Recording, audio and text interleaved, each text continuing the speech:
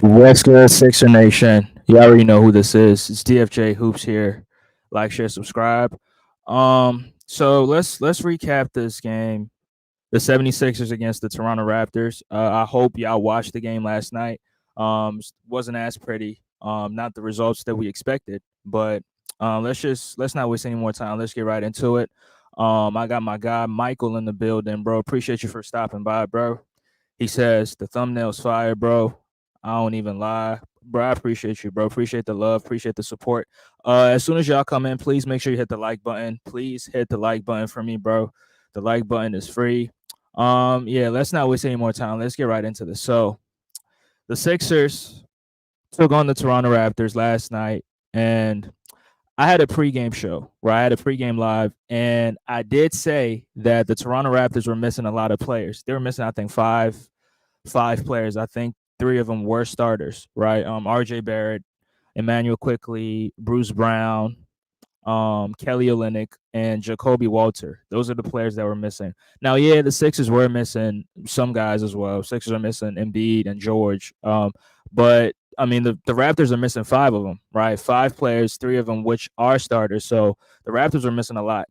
Now, I did say on the pregame live that just because they're missing players doesn't mean that this is going to be a guaranteed victory for the Sixers, right? I did say that. And I also said that their first game of the season when they took on the Cavs, they didn't play well. So they're going to look to bounce back in this game. And everything that I said was, true. Scotty Barnes, who had a terrible game against the Cleveland Cavaliers, takes on the Sixers, has a lot of mismatches, and guess what? He takes advantage of it, right? He takes absolute advantage of it. He finished this game with 27 points, 5 rebounds, and 4 assists. And other guys that also played, they did their thing, right? They came off the bench. They dominated the Sixers on the glass. They outworked the Sixers the entire night, right? And this is where I would have to do something that I don't like doing, right? I hate blaming coaches, but on this loss right here, I think 60% goes on Nick Nurse, right? He gets to blame 60% because he did not have his guys ready for the game, right? He didn't. The players came out, and you could clearly tell they were not ready. And all you heard the Toronto Raptors announcer saying is, "This team is gassed, right? This team is gassed. This team is not playing with energy. They're getting outworked. They're getting out hustled." And that's coaching right there, right? That's coaching because as a head coach, you always got to have your guys ready. You always got to have your guys ready to, go to war. You got to have your guys ready to play hard on both sides of the floor, make shots, play defense, get stops, get on the glass, and, outwork the other team. But the Sixers didn't do it. And this effort that they played with was much worse than the effort they played with on Wednesday night. So I think this loss, you can put the whole, not the whole thing because the players do get some blame, but 60% goes on Nick Nurse, right? Next time he has to have his guys ready, and the guys have to also come out and play hard. But because they didn't come out and play as they were supposed to play, you got to give Nick Nurse a lot of the blame. I don't like doing this. People that know me know I don't like blaming head coaches, but this right here, yeah, Nick Nurse gets the blame. But let's get into the game and talk about what happened. So first quarter action. Now, Nick Nurse did make some tweaks to the starting lineup.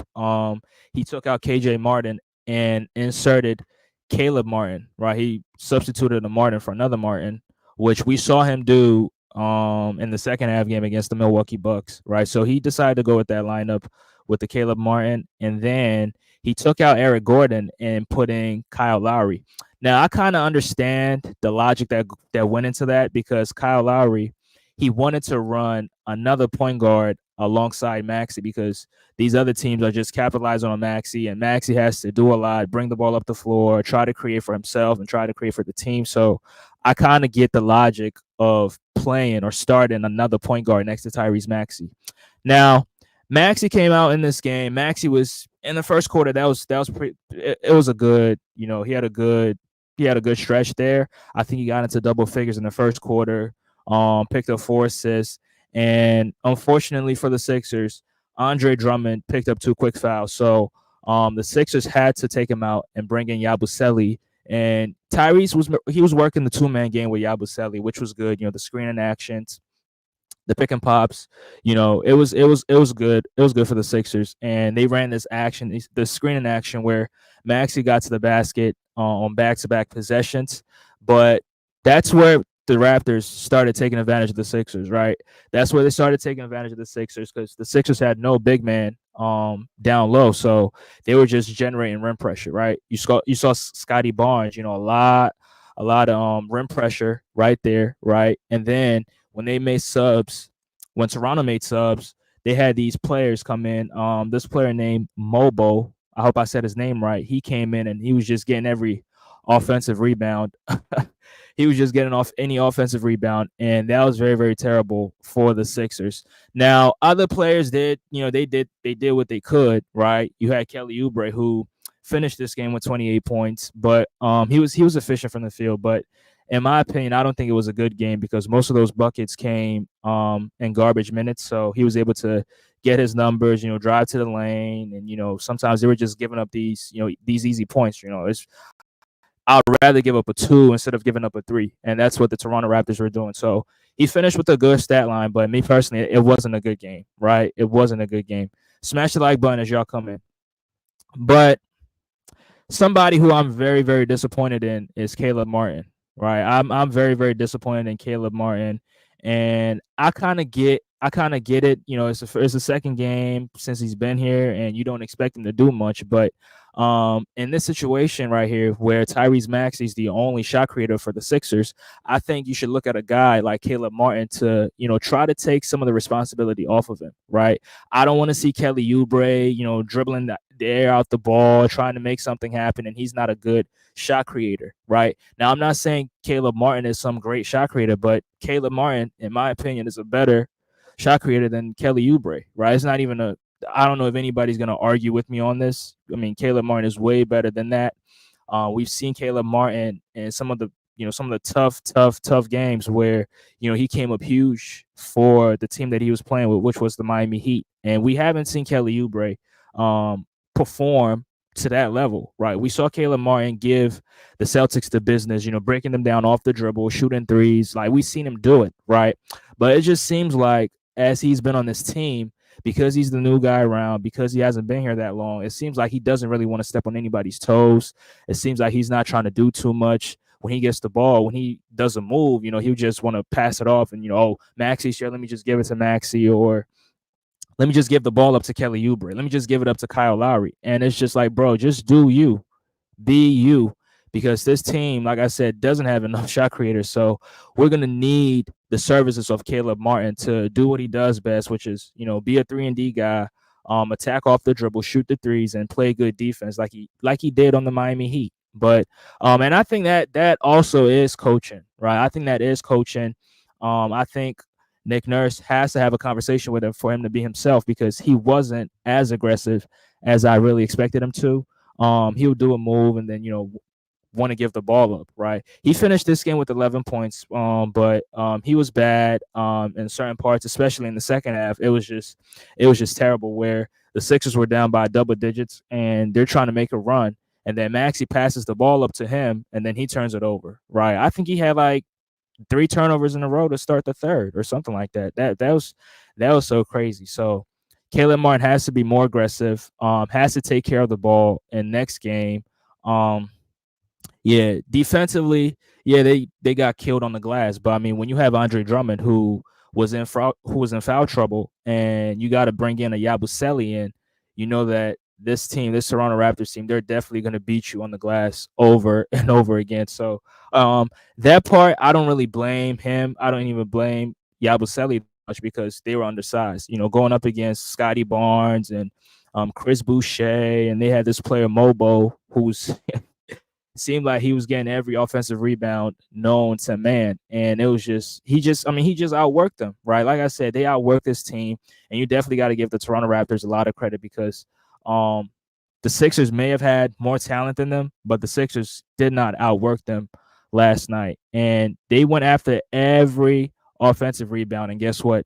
They got second chance opportunities off of that. Shout out to my guy Brian Pumper, man. Appreciate you for stopping by. He says the NBA's mad at the 76ers because of Embiid.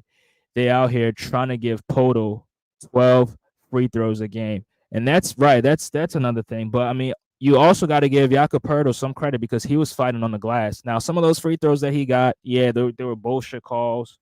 But sometimes when you work hard on the glass, you get rewarded sometimes. So me personally, I'm not even gonna fault him, but that's where you got to give the officials the blame. But I don't want to come and sit up here every single time and try to blame the officials for the Sixers losing, right? Because they outworked the Sixers. They were the bigger team. They went after every rebound, and they proved that they wanted it more than the Sixers, right? So they outworked the Sixers. You can't even blame him for that. I mean, when I look at the stat sheet here, Jakob Poeltl, he attempted 11 free throws, and I mean he did work on the glass, right? They outworked the Sixers on the glass, but I mean, when you look at the free throw discrepancy, the Sixers had what the 53 free throws, and Toronto had 46. So they definitely outworked the Sixers. It's not even a question. When you look at the rebounding numbers, it's just it's crazy, right? But then again, I said when you have Andre Drummond in foul trouble, and the foul trouble, I mean, both teams dealt with foul trouble, right? We both dealt with foul trouble. I think Grady Dick and Davion Mitchell, shout out to Davion Mitchell. Those guys were in foul trouble. I think they fouled out, if I'm not mistaken. They did foul out, but the foul trouble was on both sides. But the Toronto Raptors had players that were trying to go after every offensive rebound, and guess what? They got every offensive rebound, and they capitalized on that, right? Because the Sixers are playing small ball. And then if the small forward on the other team is bigger than your team, guess what? You're gonna give up a lot of points in the paint. But let me get back to Maxey, and let's talk a little bit about Tyrese. So this has been a very, very terrible start for Tyrese Maxey in terms of shooting the ball, right?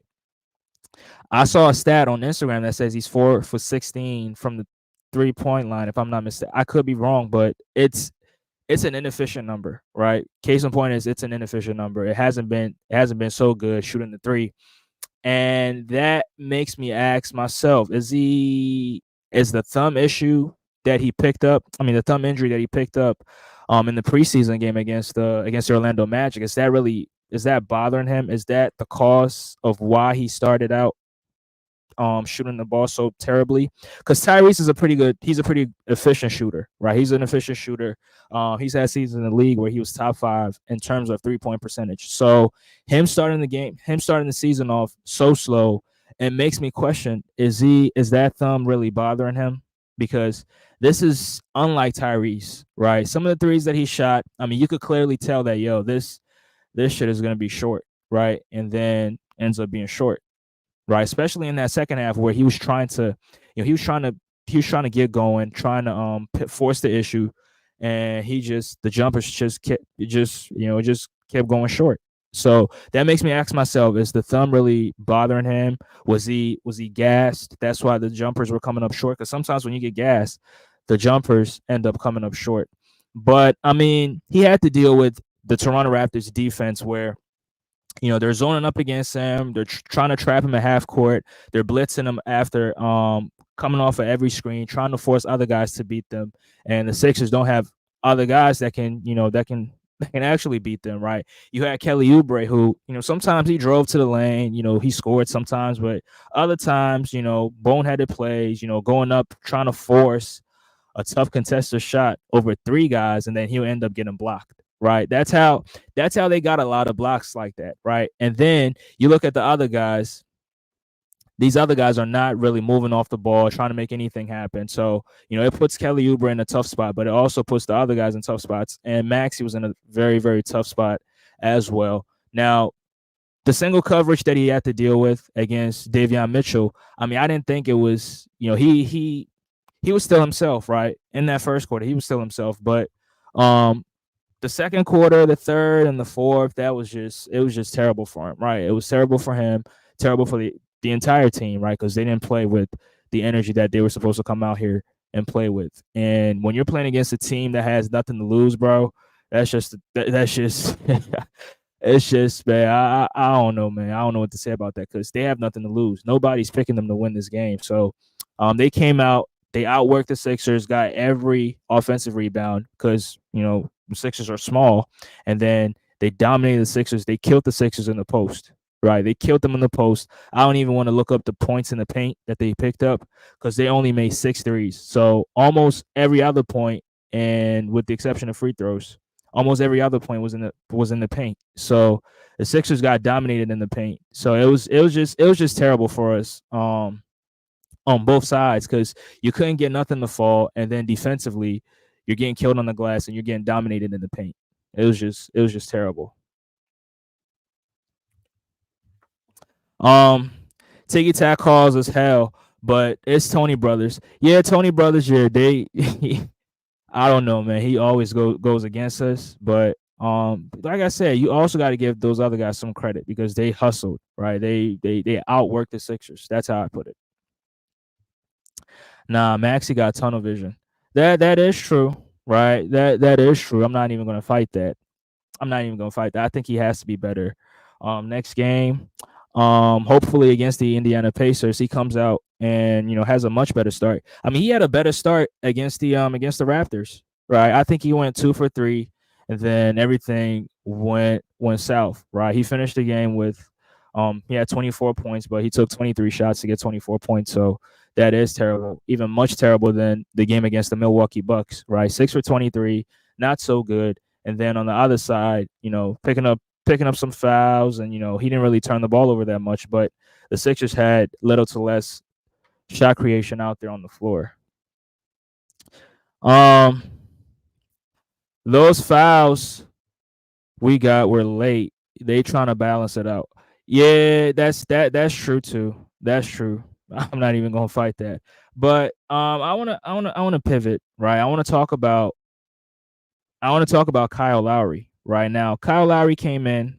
He started this game. He didn't come off the bench. Last game he came off the bench, but Kyle Lowry played a lot of minutes in this game, right? He played a ton of minutes, almost 30 minutes. He almost played 30 minutes. And yeah, Kyle Lowry definitely has something in the tank. He has some things left in the tank. He can get you a few points here or there. He can play some defense. On the perimeter, he's definitely going to get blown by. But in the post, he's pretty much solid in the post. Kyle Lowry will take a charge if the opportunity comes. We haven't seen him take a charge so far in this season, but I think it's definitely on the way. Um, he says Maxey's trying to finish over 3 people when he can kick it out. Right. That's also true. That's also true. And like I said, Kelly Oubre did the same thing. They're trying to force the issue. They're not trusting their teammates, but sometimes just make the easy pass, and your life is going to be much much simpler, right? But Maxey just Maxey just telling himself like, yo, I'm the best. I mean, not the best, but I'm the only offensive guy out here. So if we're gonna win, if we're gonna lose, it's gonna be on my shoulders. So I see why Maxey's doing that, trying to force the issue because there's not any other guys that's really willing to step up and help him out. So he's just trying to take all the responsibility. But sometimes you just got not sometimes all the time you gotta trust your teammates. Shout out to the Kobe Bryant film room, bro. Appreciate you for stopping by. How many handicap stickers you gonna give out, DFJ? Yeah, yeah, yeah. You keep laughing at us, bro. Trust me, we will definitely get it to. We'll get everything together, right? We'll get everything going together. I expect Paul George to come to return next week, so we'll see that. He says Tyrese Maxey's defense got worse. Um, yeah, I mean, to a certain degree, right? To a certain degree, but then again, you can't expect them to guard these other guys, right? I kept seeing in the second half constantly with Scotty Barnes being switched onto Maxey over and over again. I don't know if you remember it, but it was just terrible, right? It was just terrible that Scotty Barnes kept getting these switches and kept getting these mismatches on Tyrese Maxey, and I kept asking myself if if Kelly Oubre can't guard him, what makes you think that Maxey can do it, right? If Caleb Martin can't do it, what makes you think Maxey can do it? If Yabusele can't do it, what makes you think what makes you think Maxey can do it? And I don't know why. I don't know what the logic was to switch Maxey onto Scotty Barnes almost every single time. Now, if it happened just once or twice, I could understand it, but it kept happening over and over again in the second half. So that's where, I said again, we got to blame coaching because the rotations was not right. The game plan wasn't right. He didn't have his guys ready out to play. So I'm definitely giving Nick Nurse a ton of blame in this game. But Kyle Lowry playing all these minutes where you had a rookie Jared McCain on the bench who could come off the bench, give you something going, right? He could handle the ball. But I mean, he's not probably gonna facilitate to the same level that Kyle Lowry's gonna facilitate. But then again, you should just try something new, right? You should try something else because what you're doing is clearly not working. Kyle Lowry is clearly in foul trouble, right? He's playing all these minutes, he's gassed, and you're still going to play other guys. You're playing Eric Gordon all these minutes, and then Reggie Jackson checked in at some point in this game, and then I was asking myself, he has no business being out here, right? He has no business being out here. Turned the ball over 2 straight times in a row, and then Nick Nurse took him out, right? So that's why I'm giving Nick Nurse a lot of blame in this game right here, but other guys deserve to get the blame as well because some of these fouls that they were picking up, it was just low level basketball plays. At some point, Nick Nurse had a 3-guard lineup out there, right, playing small. You're already at a disadvantage with Andre Drummond in foul trouble, and then again, you're playing a 3-guard lineup, right, a 3 small guard lineup with Reggie Jackson, Jared McCain, and then Kyle Lowry. It was just terrible, and they kept dominating the Sixers on the glass. They kept getting those mismatches, and guess what? They attacked the Sixers every time and killed them on the glass. Right? That was so terrible. And that second, especially in the second and the third, I didn't even want to. I almost stopped watching the game from the second and the third because it was terrible. The Sixers clearly came out with little to no energy. Right? They were gassed by the second, third quarter. I just wanted to stop watching this game from that point. But then the diehard fan in me was like, "Yo, just keep watching it, and we're gonna break things down from there." But it was terrible. The Raptors going on 12-3 runs and 10-2 runs in the second really killed the Sixers because they couldn't answer back. Right, they couldn't answer back, and then you had Maxey on the other side who they're playing this matchup zone against him, right? Trying to get the ball out of his hands because they don't trust anybody else to beat them, right? And that's always going to be the strategy, right? When you're going up against the Sixers, a Sixer team without Joel Embiid and Paul George, it's easy to focus all your attention on Maxey because nobody else can beat you, right? Guys are not stepping up. Kelly Oubre sometimes gets the ball, drives into 2-3 guys, and wants to finish over them, and then it's an easy block, right? It's an easy block for Jakob Poeltl. It's an easy block for Chris Boucher. Now, Jakob Poeltl picked up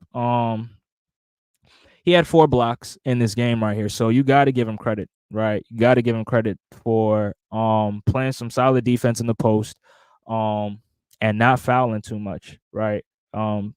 In terms of blocking shots. Now he did pick up some fouls, but in terms of him trying to maintain his own in the post, he did a solid job. So you got to give him credit. He had 4 blocks, and then you got Chris Boucher. Like I said, most of his blocks were coming from the weak side, right? Most of those blocks were coming from the weak side, rotating over. But these guys, like I said, it's not in them to whip a pass into the weak hand side corner for a 3 because Chris Boucher is leaving that side. So he didn't even worry about that because they're not going to make that pass, right? Nobody's going to make that pass. Kyle Lowry's not going to make that pass. Maxey's not going to make that pass, and Kelly Oubre damn sure ain't going to make that pass.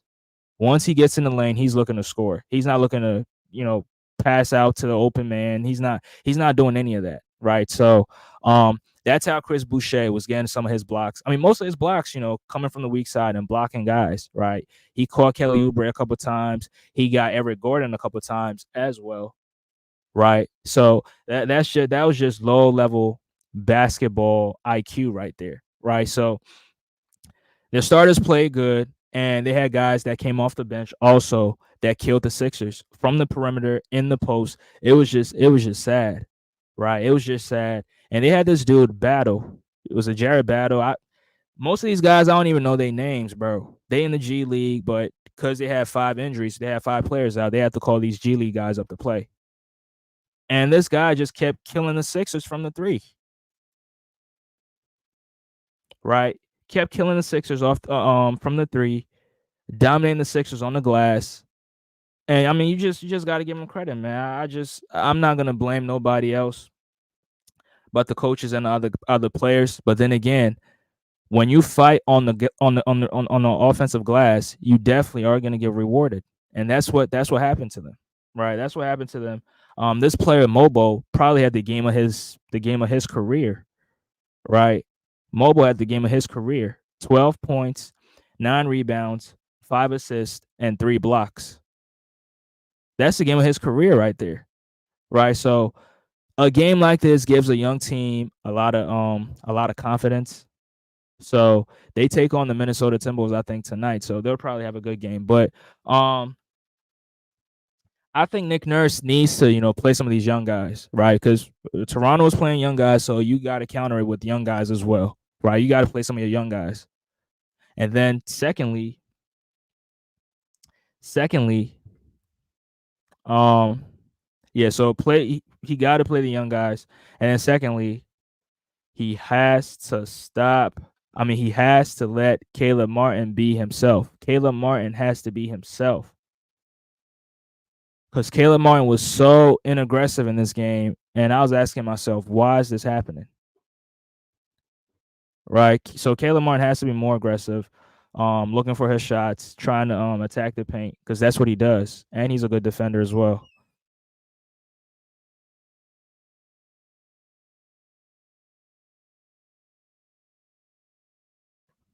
Yeah, sorry about that, y'all. So yeah, Caleb Martin has to be himself, has to be more aggressive. I don't want to see Kelly Oubre taking all those shots, right? 17 shots to Caleb Martin, 6 shots. That's To me, that's unacceptable. But then again, Caleb has to, he has to be aggressive, has to look for his shots, and Nick Nurse has to involve him in the offense, right? He got to be involved in the offense. Let me look at these comments, right? Some of these comments right here. Shout out to my guy Cottage81. Appreciate you, bro. Appreciate you for stopping by. Salute, DFJ. Do you think Scotty Barnes is underrated?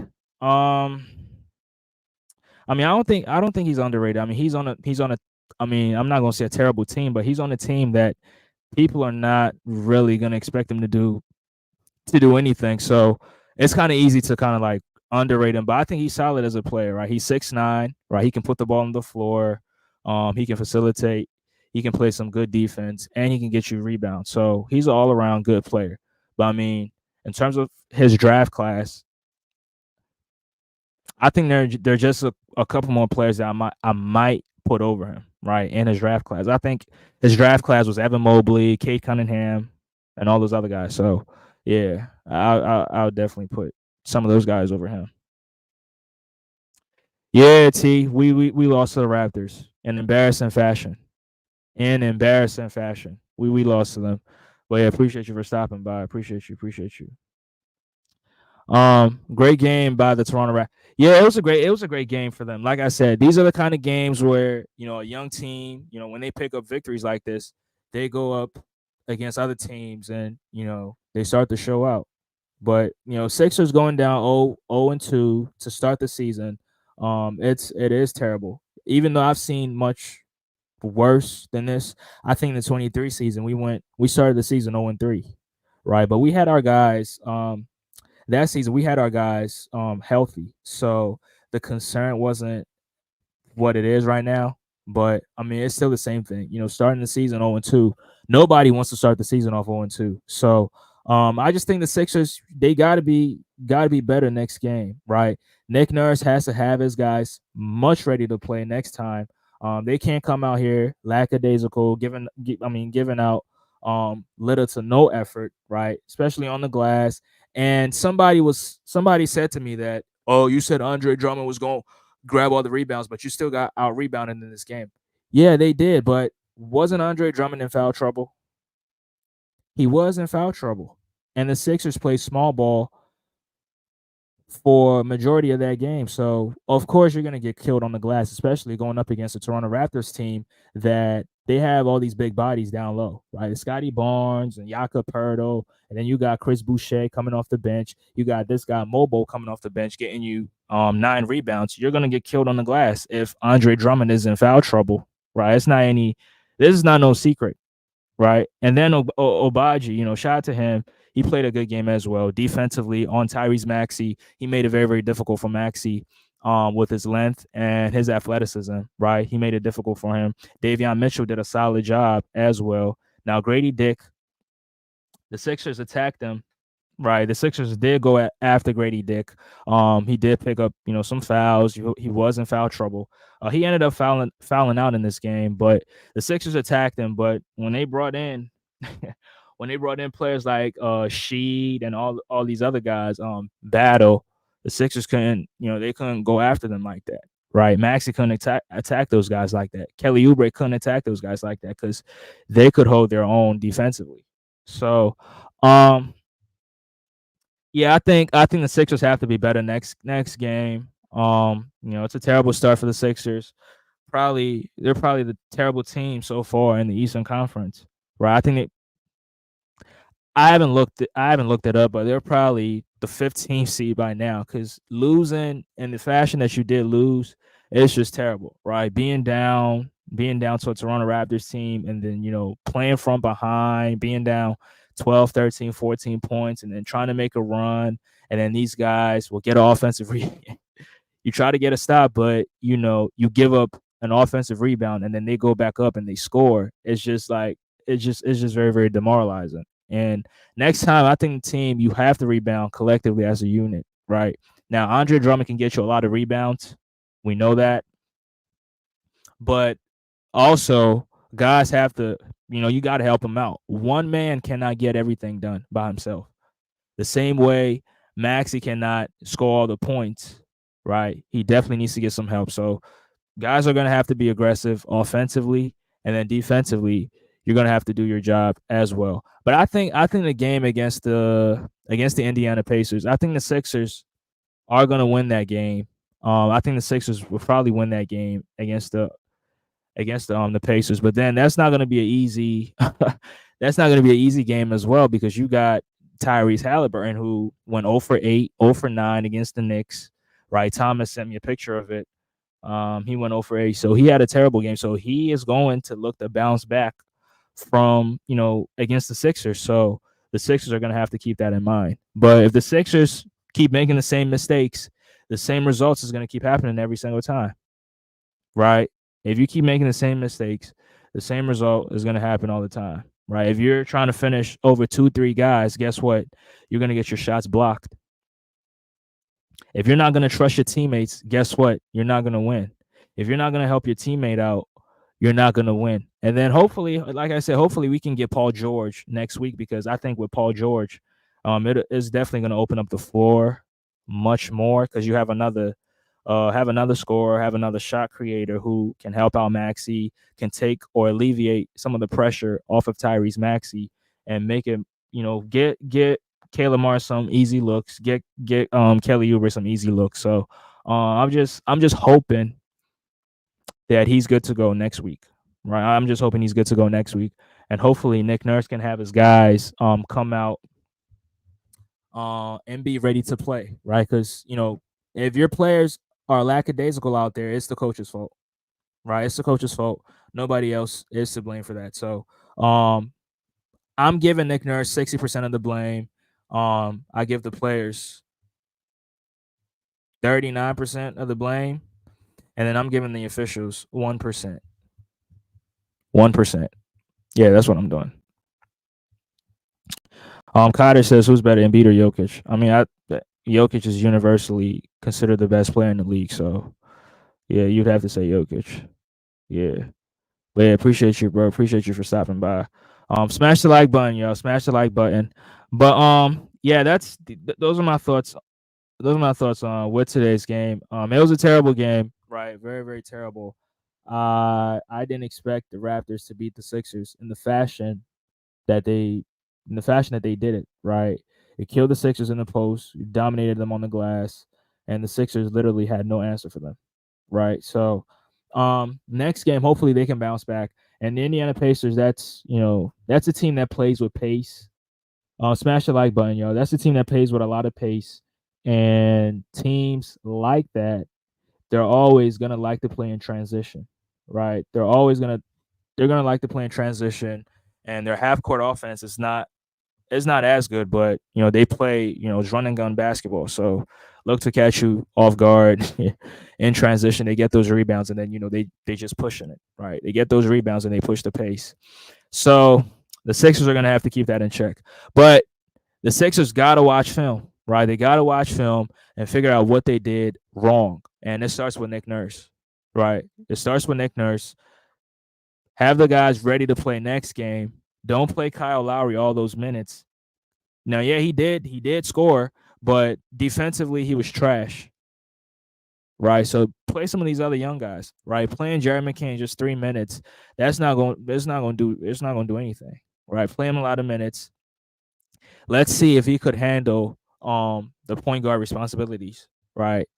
So yeah, that's why I have it. And Caleb Martin has to be more aggressive. Caleb Martin is going to have to be more aggressive. Carter says, "Yeah, I go with Jokic. Yeah. It's not even no question. Everybody's gonna go with Jokic. So, but yeah. One last thing. Hopefully, we can get the big three. Sometime next week. Embiid. The Sixers said he's not dealing with any injuries, so hopefully he's good to go next week. If he's not dealing with any injuries, okay, that's fine. But we do need big fella out there, right? We need big fella out there. We need George out there because Maxey cannot do it by himself.